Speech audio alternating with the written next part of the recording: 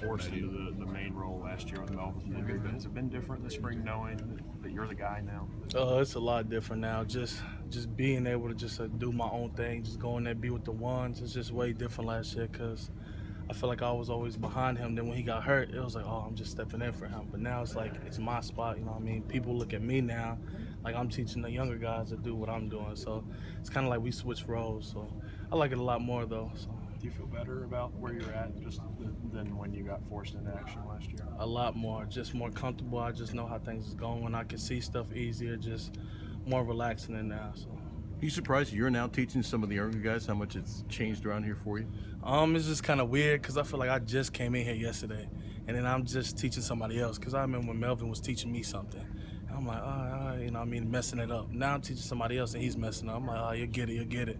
I've been there, so it's just kind of weird for me. Does it help you when you're teaching somebody else to remind you what you need to do as well? Definitely, because I'm like, if I'm teaching him something and I mess up, what is that going to look like with me, you know what I mean? So I always got to teach him something and make sure I perfect it. So it's helping me and helping him too. Coach Rumbaugh said the other day he thinks you're starting to realize you can make a lot of money doing this job. There are only so many guys like you in the world. How much has that kind of sunk into you? That's kind of nice to hear because you can't really find a lot of guys who's big and fast that can hold down a point, you know what I mean? It all starts with that nose guard in the middle of the field.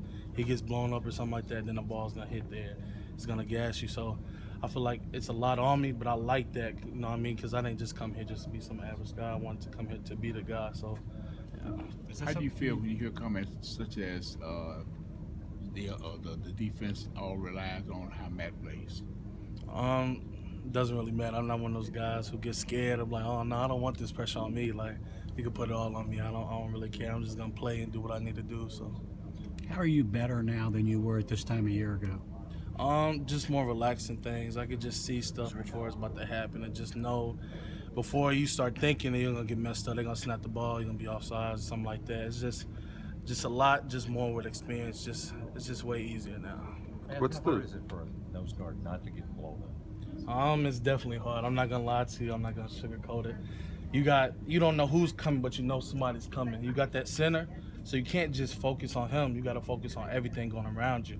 But you know he's coming. You know either one of the guards is coming. But you can't just play into that one because if he comes, it's over with. So it's just a lot that you got to think about. But I don't know. It's a hard job, but you get paid. So. Did you always think that you could do that? That you could be one of those top NFL guys, or was that something you had to learn yourself?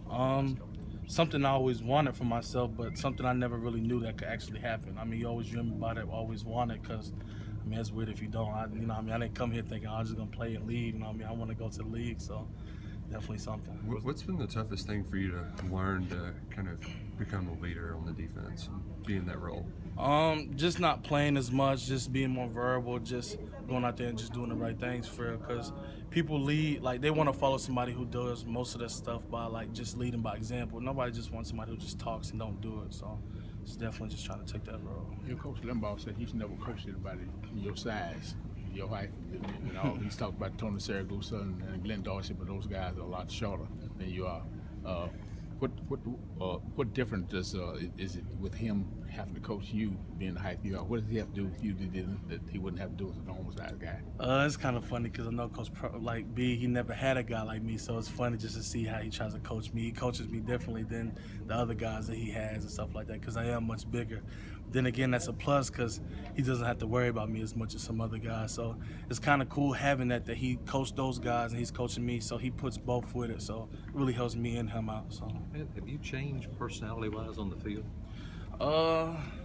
Personality-wise, no, I wouldn't say I changed personality-wise. I'm still talking. I'm still out there. I'm still me, trying to bring energy. So just try to bring that energy to the team to get everybody going, the sideline going, because I feel that's what the defense needs. You think the coaches kind of understand your personality better now than they did 2 years ago? Oh, definitely. Because you see just a guy on the sideline just yelling and joking around. It looks kind of bad, but now, you know what I mean, you're out there making plays, you're yelling and stuff. It looks good. So it's